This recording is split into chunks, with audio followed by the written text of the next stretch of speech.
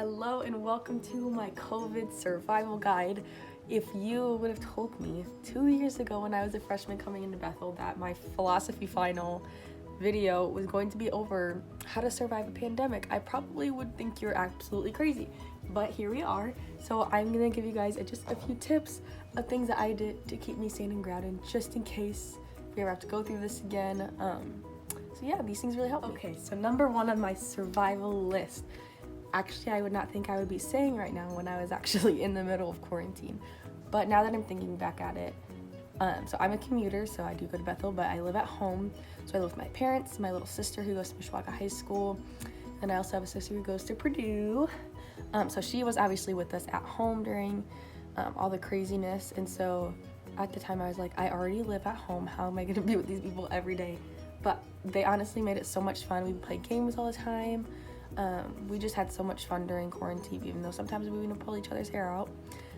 It actually was a blessing in disguise. So I would say my family, and I also was able to babysit because I was kind of already with them during the time. So I was able to babysit a few kids that are part of my family actually. So we got to do a lot of fun activities together.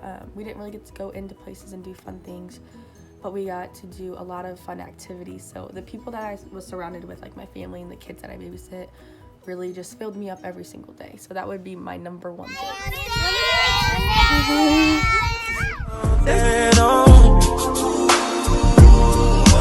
Baby, come give me something, cause I can't stop loving. Okay, so number two on my list on my COVID survival guide would be spending time outdoors. So my mom is a big plant lady, so she got me into plants, and so I started my own plant collection. So I brought them, I have indoor plants now, but I started with an aloe vera plant, two cactuses, cacti, sorry, a succulent. I have some vines up there, and then I also have this one. She's a little sunburnt, but she taught me all her tips and tricks, my mom did, and she has a garden out back, so we did a lot of that, growing fresh produce, spending time outdoors, going on walks, hammocking. We have a place in my backyard where we can hammock. We went on a lot of hikes, and just taking my dog on walks, just spending a lot of time outdoors and just noticing how beautiful the nature is and God's creation. It really made me appreciate how much I love being outside, because I hate spending time indoors all day. So just getting in the sun and really spending time listening to the birds. My dad's a big bird watcher. I'll insert some videos of him watching his birds. But yeah, just spending time outdoors and just looking at God's creation really was probably one of the best things for me during this time.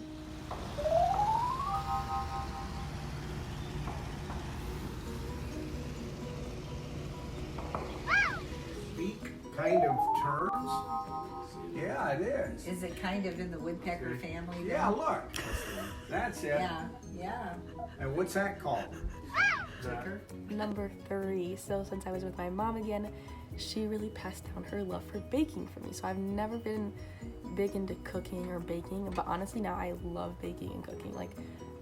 I'll volunteer to do it sometimes, which was not me ever. So so my favorite thing that I made over quarantine were homemade cinnamon rolls. So I watched a lot of YouTube and obviously a lot of videos when I was bored during quarantine. So I watched this video of how to make homemade cinnamon rolls, and I will tell you, they were literally so good, smelled up the whole house. And so after that, I gave me a big confidence boost because they turned out good. So I tried making a lot of different things. So I did that, and just cooking and stuff. So that was my other thing that really kept me entertained, and learned a life skill for when I move out one day as well. Okay, this last one's a little goofy, but everyone had that one show that when they think of it, it just takes them back to quarantine, and mine is Keeping Up with the Kardashians.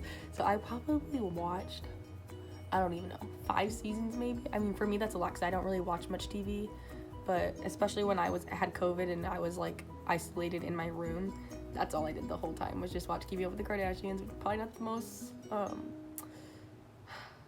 inspiring show ever, I would say, but it was really funny and it kept me entertained. So yeah, so I learned 2 main lessons during this crazy time.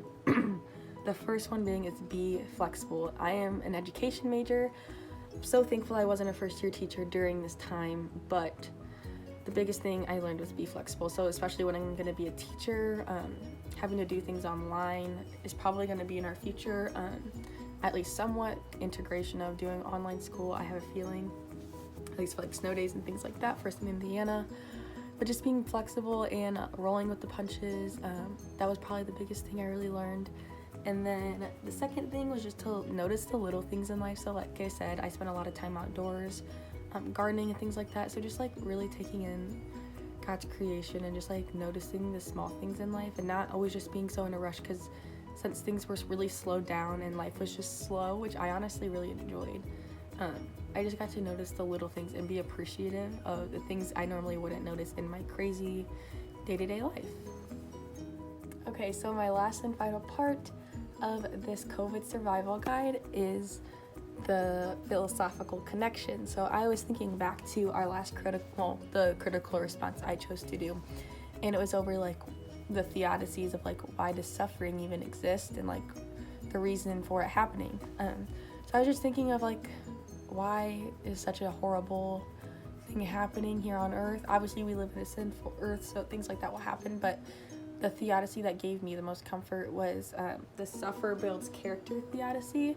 So I truly think that if we didn't go through this pandemic, I probably wouldn't have learned all the lessons I did, like being flexible and just noticing the small things in life. I think God was really trying to tell us just to slow down. Like, I feel like everyone's always just in such a rush and like just so stressed, and I just feel like that we all really just got a good taste of what it feels like to have life be slow and cherish the ones that you're blessed with in your home, and if you're not, just to notice the things in life that God has given us. So I really think that the pandemic, even though it was an awful thing, and still is an awful thing, that we really all, I think, have learned something from it. So yeah.